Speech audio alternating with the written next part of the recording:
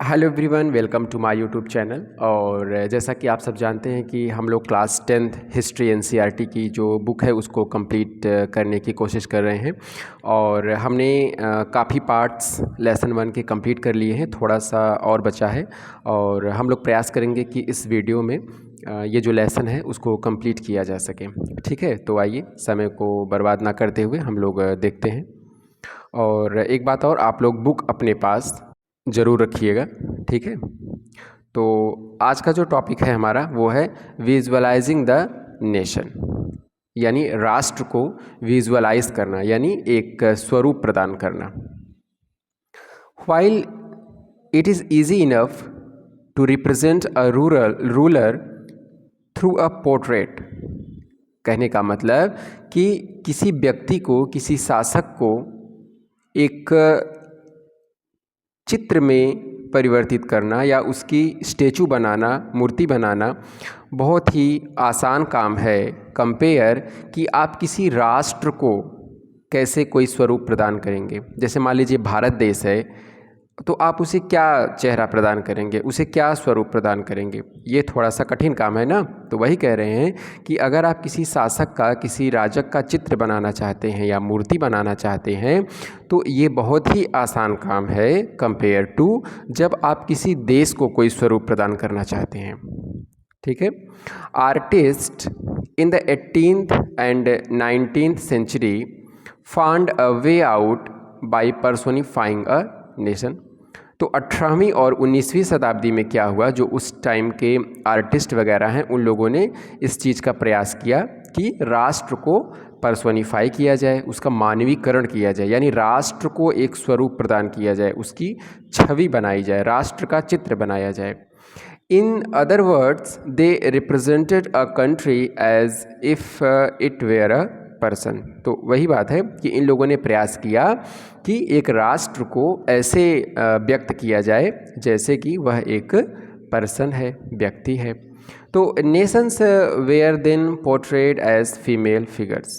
तो उस टाइम पे क्या किया जाता था 18वीं और 19वीं शताब्दी के टाइम पर, कि जो राष्ट्र हैं उसे जो स्वरूप प्रदान किया जाता था वो महिला का स्वरूप प्रदान किया जाता था। जैसे कि हम जानते हैं हमारे भारत को क्या कहा जाता है, भारत माता कहा जाता है। तो वही कह रहे हैं कि उस टाइम पर क्या होता था, राष्ट्र को ज़्यादातर महिला के रूप में रिप्रेजेंट किया जाता था। The female form that was chosen to personify the nation did not stand for any particular women in real life. यानी ऐसा नहीं है कि उस समाज में कोई महिला पाई जाती थी उसी को उस राष्ट्र का स्वरूप प्रदान कर दिया गया, ऐसा नहीं था। ठीक है, ऐसा नहीं था कि कोई महिला उस समाज में पाई जा रही है तो उसी को उस राष्ट्र के रूप में व्यक्त कर दिया गया। ऐसी कोई भी महिला वहाँ पर नहीं होती थी जिसको कि राष्ट्र का स्वरूप दे दिया। तो जो भी राष्ट्र बनाया जाता था ऐसी कोई महिला ज़रूरी नहीं है कि उस समाज में हो, प्रेजेंट हो। ठीक है, रैदर बल्कि क्या किया जाता था, it sought to give the abstract idea of the nation a concrete form. बल्कि उसको क्या किया जाता था, एक कंक्रीट फॉर्म में, एक एब्स्ट्रैक्ट आइडिया के रूप में प्रेजेंट किया जाता था। एब्स्ट्रैक्ट आइडिया का मतलब जिसे आप छू नहीं सकते हैं, ईर्ष्या, द्वेष, घृणा, प्रेम, जलन। ठीक है, इस रूप में। That is the female figure became an allegory of the nation. ठीक है, एलिगरी का मतलब रूपक, यानी राष्ट्र को जो है वो महिला के रूप में व्यक्त किया जाने लगा। ठीक है, तो महिला जो है वो क्या बन गई, राष्ट्र का रूपक बन गई। आगे कह रहे हैं, यू विल रिकॉल, आपको याद होगा, that during the French revolution, यानी फ्रांस की क्रांति के समय क्या हुआ, artist used the female allegory to portray ideas such as liberty, justice and the republic. यानी ये जो सारे एब्स्ट्रैक्ट आइडियाज़ हैं इनको व्यक्त करने के लिए किसका सहारा लिया गया, फीमेल फिगर का सहारा लिया गया। ठीक है, जैसे कि आपको याद होगा फ्रांस की क्रांति के समय आपको दिखाया गया था कि महिला जो है एक तराजू लेकर के खड़ी है और उसकी आंखों में पट्टी बंधा हुआ है। आज भी आप कोर्ट में उस फिगर को देख सकते हैं। तो और भी फ़ोटो दिखाया गया था कि एक जो है दो पंख वाली महिला है, वो आपको दिखाया गया था फ्रांस की क्रांति के दौरान। तो यही आपको बताया जा रहा है कि लिबर्टी, जस्टिस और जो रिपब्लिक, ये जो सारे एब्स्ट्रैक्ट आइडियाज़ हैं, इनको महिला के फिगर के सहारे आपको विजुअलाइज करके दिखाया गया। These idols were represented through specific object और सिंबल्स, यानी ये जो आइडियाज़ हैं लिबर्टी के, जस्टिस के या फिर लिबर्टी के, इनको क्या किया गया, किसी सिंबल के द्वारा आपको शो किया गया। एज यू वुड रिमेंबर, मतलब आपको याद होगा, that attribute of liberty are the red cap और द ब्रोकन चैन। तो उसी तरीके से जो स्वतंत्रता है उसको किसके द्वारा सिंबलाइज किया गया, एक टूटी हुई जंजीर के द्वारा या फिर लाल टोपी के द्वारा। तो टूटी हुई जंजीर या फिर लाल टोपी के सहारे आपको स्वतंत्रता को दिखाया गया उसके माध्यम से। व्हाइल जस्टिस, यानी जो न्याय है, is generally a blind folded women carrying a pair of weighing scales. तो जैसा कि आप देखते हैं कोर्ट वगैरह में तराजू लेकर के एक महिला जो है वो खड़ी रहती हैं और उनके आंखों में पट्टी बंधी रहती है। तो उसके द्वारा क्या दिखाया जाता है, जस्टिस को दिखाया जाता है, न्याय को दिखाया जाता है। तो इन सारे एब्स्ट्रैक्ट आइडियाज़ को क्या किया गया, महिला फिगर के द्वारा दिखाने का प्रयास किया गया और स्वतंत्रता को लाल टोपी और टूटी हुई जंजीर के माध्यम से दिखाया गया। Similar female allegories were invented by artist in the 19th century to represent the nation. तो ऐसे ही क्या किया गया 19वीं शताब्दी में, यानी 1800 के आसपास क्या किया गया कि राष्ट्र को भी महिला का स्वरूप प्रदान किया गया, महिला को भी राष्ट्र को भी महिला के रूप में सिंबलाइज किया गया। तो एग्जाम्पल दे रहे हैं, in France she was Christian Marianne a popular Christian name, यानी फ्रांस में जो फ्रांस है उसको किसके रूप में प्रेजेंट किया गया, मारियान के रूप में, एक क्रिश्चियन नाम दिया गया राष्ट्र को। Which underline the idea of a people's nation, ठीक है, और उसका विचार क्या था, पीपल्स नेशन, जन राष्ट्र। हर characteristics were drawn from those of liberty and the republic. और तो मारियान के जो चिन्ह हैं वो क्या किसके थे, लिबर्टी और गणतंत्र के थे। द रेड कैप, लाल टोपी, ट्राई कलर, तिरंगा, द कॉकेट। और statues of Marianne were erected in public squares, यानी ऐसे चौराहे वगैरह पर भी मारियान का जो स्टेचू है, जो मूर्ति है, उसको लगाया गया to remind the public of the national symbol of unity, ठीक है, यानी नेशनल सिंबल ऑफ यूनिटी, पूरे राष्ट्र को एकता का स्वरूप प्रदान करने के लिए, सबको राष्ट्र को एकता के तरीके से शो करने के लिए क्या किया गया, जो मारियान है उनकी मूर्ति को चौराहे पर लगाया गया। And to persuade them to identify with it, और उन्हें बताया गया कि आपका जो राष्ट्र है वो एक है, आप सब एक हैं, आपकी जो आइडेंटिटी है वो एक है। Marianne image were marked on coins and stamps, और क्या किया गया, उस राष्ट्र में जो सिक्के और स्टाम्प पेपर वगैरह चलाए गए उस पर भी मारियान की तस्वीर को छाप दिया गया। ऐसा ही किया गया जर्मनी में। Similarly Germania became the allegory of the German nation. तो जैसे फ्रांस में मारियान के द्वारा फ्रांस को शो किया गया, ऐसे ही जर्मनी को जर्मेनिया के द्वारा शो किया गया। इन विजुअल रिप्रेजेंटेशन, यानी जब उसको विजुअलाइज किया गया, तो Germania wears a crown of oak leaves, यानी ओक का जो पेड़ होता है उसकी जो पत्तियां होती हैं वो उसको जर्मेनिया पहन के रखती है, यानी उस तरीके से उसकी मूर्ति को बनाया जाता है कि जर्मेनिया जो है वो मुकुट के तौर पर ओक वृक्ष की जो पत्तियां हैं उसको वो धारण किए हुए है।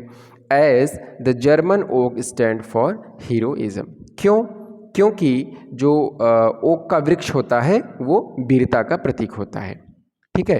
तो इसलिए जर्मेनिया ने ओक वृक्ष की पत्तियों को मुकुट के तौर पे धारण किया हुआ है, क्योंकि वो वीरता का प्रतीक है। चलिए, तो इस लेसन का अब हमारा जो लास्ट टॉपिक है वो है नेशनलिज्म एंड इम्पीरियलिज्म। तो यहाँ पर इस टॉपिक में आपको देखने को मिलेगा कि जो राष्ट्रवाद है उसका जो स्वरूप, जो मतलब उदारवादियों के टाइम पर था, अब वो जो है वो साम्राज्यवाद में बदल जाएगा। उसका वो मतलब नहीं रह जाएगा नेशनलिज्म का जो वो उदारवादियों के टाइम पर था। नेशनलिज्म का मतलब अब यहाँ पे हो जाएगा साम्राज्यवाद, यानी ज़्यादा से ज़्यादा दूसरे देश के टेरिटरी को अपने देश में मिला लेना, यानी अपने देश का जो टेरिटरी है, जो क्षेत्र है, उसको ज़्यादा से ज़्यादा विस्तृत करना। तो नेशनलिज्म का मतलब अब जो है ये हो जाएगा। तो देखते हैं, by the last quarter of the 19th century, nationalism no longer retained on its idealistic liberal democratic sentiment of the first half of the century।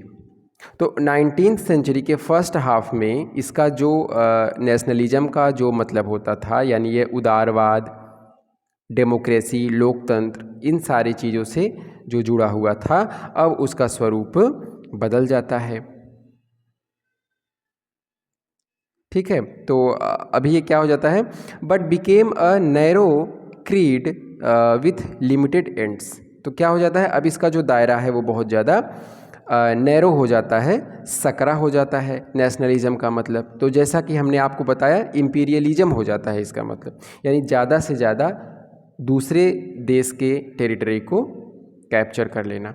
ठीक है, ध्यान से पढ़ेंगे आप लोग, 2-3 बार देखिएगा वीडियो को, समझ में आ जाएगा।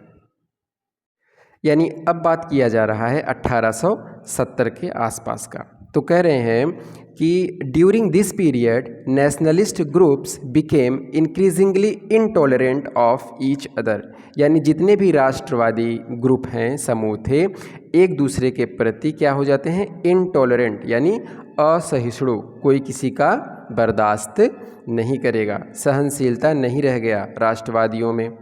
ठीक है, and ever ready to go to war, और हमेशा युद्ध के लिए तैयार रहने लगे। The major European powers in turn manipulated the nationalist aspirations of the subject peoples in Europe to further their own imperialistic aims. ठीक है, तो जो प्रमुख यूरोप के जो प्रमुख पावर्स हैं, जैसे जर्मनी, फ्रांस, रूस, इन लोगों ने क्या कर दिया, जो राष्ट्रवाद का जो स्वरूप था, जो उदारवादी था, लोकतांत्रिक था, उसको बदल दिया और उसका स्वरूप क्या बना दिया, इम्पीरियलिस्टिक, ज़्यादा से ज़्यादा दूसरे देश के टेरिटरी को कैप्चर करना। नेशनलिज्म को ये स्वरूप प्रदान कर दिया जो यूरोपियन पावर्स थे। ठीक है, the most serious source of nationalist tension in Europe after 1871 was the area called the Balkans. यानी कि ये जो हम अभी आपको बता रहे हैं कि जो नेशनलिज्म है उसका स्वरूप बदल करके साम्राज्यवादी हो गया, तो ये चीज़ हमें कहाँ देखने को मिला, बाल्कन क्षेत्र में। अब बाल्कन क्षेत्र क्या है, बाल्कन क्षेत्र वो क्षेत्र है जहाँ पर आपके रोमानिया, बुल्गारिया, अल्बानिया, मैसिडोनिया, ये सारे देश आते हैं।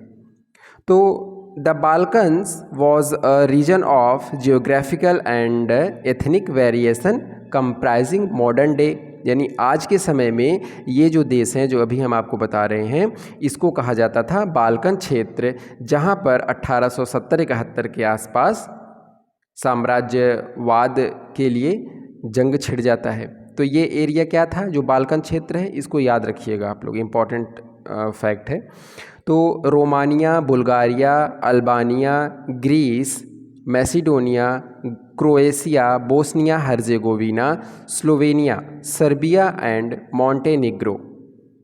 ठीक है, तो ये जो सारे एरियाज़ हैं इनको कहा जाता था बाल्कन। और ये जो देश हैं ये लोग ज़्यादा से ज़्यादा लड़ाई पर मतलब जोर दे करके क्या चाहते थे कि ज़्यादा से ज़्यादा हमारी जो टेरिटरी है वो ज़्यादा हो जाए, ऐसे ही दूसरा देश चाहता था कि हमारी टेरिटरी ज़्यादा हो जाए। ठीक है, तो इस तरीके से जो साम्राज्यवादी झगड़े हैं वो बाल्कन क्षेत्र में बहुत ज़्यादा देखे गए। तो कह रहे हैं कि इनको नोन एज द स्लेव, और इनको क्या कहा जाता था, स्लेव के नाम से जाना जाता था। ठीक है। A large part of the Balkans was under the control of the Ottoman empire. और ये जो बाल्कन क्षेत्र है ये किसके पावर के अंतर्गत आता था, ऑटोमन अम्पायर के। ठीक है, ऑटोमन साम्राज्य, जहाँ पर आज का तुर्की देश है, पहले ये ऑटोमन अम्पायर था और उसी के शासन के तहत आपका बाल्कन क्षेत्र आता था, यानी बाल्कन एरियाज़ पर ऑटोमन साम्राज्य का कंट्रोल था। आगे देखिए, the spread of the idea of romantic nationalism in the Balkans. तो क्या हुआ कि बाल्कन के एरिया में क्या होता है कि जो रोमांटिक नेशनलिज्म की जो एक प्रिंसिपल है वो जो है फैल जाता है बाल्कन में, कि हर एक देश के लोगों के अंदर ये आ जाता है कि हमें एक स्वतंत्र देश चाहिए और हमें अपने देश की टेरिटरी को ज़्यादा से ज़्यादा बढ़ाना है। तो ये सारी भावनाएं जो है वो बाल्कन क्षेत्र में आ जाती हैं, जिस वजह से क्या हो जाता है कि जो बाल्कन का एरिया है, रोमानिया, बुल्गारिया, क्रोएशिया, यहाँ पर जंग छिड़ जाता है।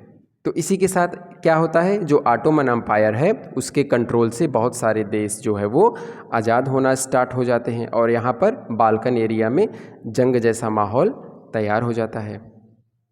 तो इसी के साथ क्या होता है, all through the 19th century, यानी 1800 के आसपास क्या होता है 19th सेंचुरी में, the Ottoman empire had sought to strengthen itself. Ottoman साम्राज्य ने अपने आप को मजबूत करने का प्रयास किया थ्रू मॉडर्नाइजेशन, यानी आधुनिकीकरण के द्वारा अपने आप को मजबूत करना चाहा, एंड इंटरनल रिफॉर्म्स, और बहुत ज़्यादा अपने यहाँ पर आंतरिक सुधार लाए प्रशासनिक तौर पर, but with very little success. लेकिन ऑटोमन साम्राज्य को किसी प्रकार की सफलता नहीं मिली और जो भी क्षेत्र इसके कंट्रोल में आते थे वो सारे एक एक करके यहाँ से आज़ाद होने लगे। One by one it's European subject nationalities broke away from its control, जैसा कि हमने अभी आपको बताया, एंड डिक्लेयर्ड इंडिपेंडेंस, और उसने एक एक करके अपने आप को स्वतंत्र घोषित करना स्टार्ट कर दिए।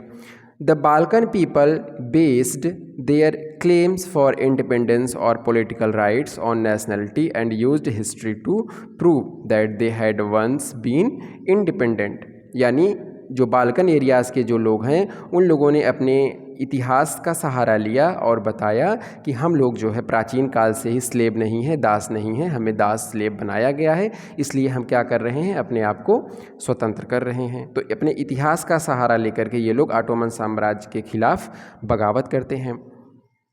But had subsequently been subjugated by foreign powers, hence the rebellious nationalities in the Balkans thought of their struggles as attempt to win back their long lost independence। तो इस तरीके से जो बाल्कन क्षेत्र के लोग हैं उनको लगा कि जो फॉरेन पावर्स है उन लोगों ने उनको अपने अधीन कर लिया है, अपना दास बना लिया है। एंड उन लोगों ने क्या किया कि उनका जो स्ट्रगल है उसको उन लोगों ने नाम दिया कि हम अपनी आज़ादी के लिए ये स्ट्रगल कर रहे हैं, ये संघर्ष कर रहे हैं जो हमसे छीन लिया गया है। ठीक है, तो इसके परिणाम स्वरूप क्या होता है कि as the different Slavic nationalities struggled to define their identity and independence, यानी जितने भी बाल्कन क्षेत्र में जितने भी राष्ट्र हैं सब लोगों ने अपने आप को स्वतंत्र करने का प्रयास किया, अपनी आइडेंटिटी को बनाने का प्रयास किया। तो इसके रिजल्ट के रूप में क्या हुआ, the Balkan area became an area of intense conflict. तो जो बाल्कन का क्षेत्र है वो युद्ध क्षेत्र में बदल गया। The Balkan states were fiercely jealous of each other. तो ये जो देश हैं बुल्गारिया, रोमानिया, क्रोएशिया, हर्जेगोविना, ये सब एक दूसरे से ईर्ष्या करते हैं। And each hope to gain more territory at the expense of the others, और हर एक देश चाहता है कि मेरा जो एरिया है वो सामने वाले देश से ज़्यादा हो जाए। यानी हर कोई क्या हो गया है, हमने आपको पहले ही बताया, साम्राज्यवादी हो गया है। तो matters were further complicated because the Balkans also became the scene of big power rivalry. तो क्या होता है, यूरोप के जो बिग पावर हैं, रूस है, फ्रांस है, जर्मनी है, ये लोग भी यहाँ पे आ जाते हैं। कोई किसी देश को सपोर्ट कर रहा है, कोई किसी देश को सपोर्ट कर रहा है। तो इस तरीके से स्थिति और भी ज़्यादा बिगड़ जाती है बाल्कन के क्षेत्र में, जब बिग पावर्स आ जाते हैं यूरोप के। तो ड्यूरिंग दिस पीरियड, इस समय पर क्या होता था, there was intense rivalry among the European powers over trade and colony.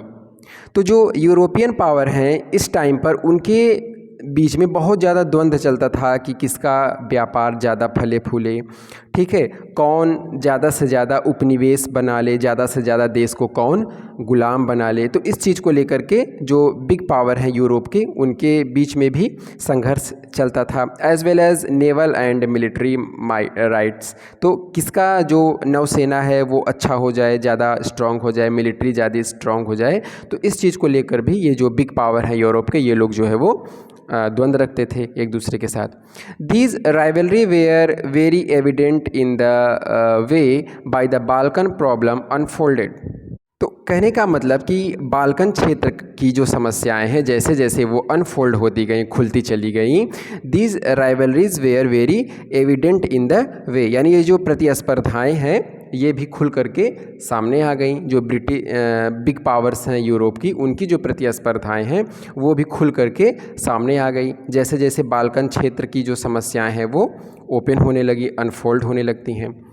Each power का मतलब कौन कौन, Russia, Germany, England, Austria, Hungary was keen on countering the hold of other powers over the Balkans. यानी हर कोई चाहता था कि हम बाल्कन के एरिया में दूसरे को, सामने वाले को दबा दें। रसिया चाहता है जर्मनी को दबा दे, जर्मनी चाहता है इंग्लैंड को दबा दे, इंग्लैंड चाहता है रूस को दबा दे। तो इस तरीके से बाल्कन के एरिया में क्या होता है, बहुत ज़्यादा वॉर छिड़ जाता है, प्रतिस्पर्धा बहुत ज़्यादा हो जाती है, कंपटीशन बहुत ज़्यादा बढ़ जाता है, और हर कोई चाहता है extending its own control over the area, और हर कोई चाहता है कि मेरा जो कंट्रोल है वो ज़्यादा से ज़्यादा एरिया में हो जाए, बाल्कन के क्षेत्र में। तो this lead to a series of wars in the region, ठीक है। तो एक युद्ध की एक श्रृंखला बन जाती है बाल्कन के क्षेत्र में, इस तरीके से युद्ध की एक श्रृंखला बन जाती है, कभी समाप्ति ही नहीं होती है, ऐसा युद्ध छिड़ जाता है। And finally the first world war क्या हो जाता है, स्टार्ट हो जाता है। और इसी के परिणाम स्वरूप हम देखते हैं कि फर्स्ट वर्ल्ड वॉर जो है वो एक तरीके से स्टार्ट हो जाता है। चलिए, तो थोड़ा सा पार्ट और बचा हुआ है और इस वीडियो में हम आज इस लेसन को ख़त्म कर देंगे, ठीक है। आप लोग आराम से बुक को साथ लेकर के 2-3 बार वीडियो को देखेंगे तो पूरा टॉपिक जो है वो समझ में आ जाएगा, ठीक है। आगे देखिए क्या होता है, nationalism align with imperialism led Europe to disaster in 1914। तो जैसे कि अभी हमने देखा बाल्कन क्षेत्र में जो समस्याएं हैं वो बहुत ज़्यादा बढ़ जाती हैं। तो जो नेशनलिज्म है, जो राष्ट्रवाद है, वो साम्राज्यवाद के साथ जुड़ गया। सारे देश चाहते हैं कि मेरी टेरिटरी ज़्यादा से ज़्यादा हो जाए। तो इससे क्या हुआ, यूरोप के क्षेत्र में, यूरोप के एरिया में एक डिजास्टर आ जाता है, आपदा आ जाता है, जो कि फर्स्ट वर्ल्ड वॉर के रूप में देखा जाता है। बट मीनवाइल इसी दौरान क्या होता है, many countries in the world which had been colonised by the European powers in the 19th century. इसी टाइम पर क्या होता है कि विश्व में जो दूसरे देश 1800 के आसपास, 19th सेंचुरी के आसपास यूरोप के द्वारा कॉलोनी बना ली गई थी, जिन पर यूरोप ने अपने शासन सत्ता को स्थापित करके रखा था, began to oppose imperial domination. तो इन लोगों ने भी क्या किया, साम्राज्यवाद के खिलाफ आवाज़ उठाना स्टार्ट कर दिया। तो आप देख रहे हैं यूरोप में जो है वो दो तरफ से समस्या आ रही है। एक तो ये बाल्कन एरियाज़ में लड़ रहे हैं, दूसरा विश्व के दूसरे एरियाज़ में जैसे अफ्रीका, इंडिया, जहाँ पर ये कॉलोनी बना के रखे हुए थे, हम लोगों को गुलाम बना के रखे हुए थे। तो इन देशों ने भी क्या किया, यूरोप के अगेंस्ट आवाज़ उठाना स्टार्ट कर दिया। तो यूरोप को कई तरफ से प्रॉब्लम्स को फेस करना पड़ रहा था। द एंटी इम्पीरियल मूवमेंट्स, यानी साम्राज्यवाद के खिलाफ जो आंदोलन किए गए, दैट डेवलप्ड एवरी वेयर, यानी जो चारों तरफ से डेवलप हो गए थे विभिन्न देशों में, वेयर नेशनलिस्ट यानी राष्ट्रवादी थे, in the sense that they all struggle to form independent nation states। यानी हर कोई जो एरिया है वो अपने आप को एक राज्य के रूप में डेवलप करना चाहता था, यूरोप के उपनिवेश से मुक्त होना चाहता था, and were inspired by a sense of collective national unity. और हर कोई चाहता था कि हमारे अंदर, हमारे देश के, हमारे क्षेत्र के अंदर राष्ट्रीय एकता का जो भावना है उसका विकास किया जाए। ठीक है। Forge in confrontation with imperialism. तो इस भावना के साथ क्या होता है कि जितने भी उपनिवेश थे विश्व में, वो लोग क्या करते हैं, साम्राज्यवाद का विरोध करना स्टार्ट कर देते हैं। European ideas of nationalism were now here replicated for people everywhere developed their own specific variety of nationalism. यानी जो भी देश हैं सब ने अपने अपने लिए अलग नेशनलिज्म की भावना को डेवलप कर लिया। ठीक है। अब कोई यूरोप के लिए जो नेशनलिज्म है, बाकी के देशों के लिए राष्ट्रवाद वो चीज़ नहीं रह गया। यूरोप में क्या था, ज़्यादा से ज़्यादा साम्राज्यवादी व्यवस्था, ज़्यादा से ज़्यादा दूसरे के एरियाज़ को कैप्चर करना। तो ऐसा नहीं था उपनिवेशों में। वो लोग क्या चाहते थे, वो उनके राष्ट्रवाद का मतलब क्या था, अपने आप को आज़ाद करना। ठीक है। तो इस तरीके से दोनों के लिए राष्ट्रवाद का मतलब अलग अलग था। तो यही वो बता रहे हैं कि यूरोप के लिए जो नेशनलिज्म है, बाकी के देशों के लिए नेशनलिज्म वो नहीं था।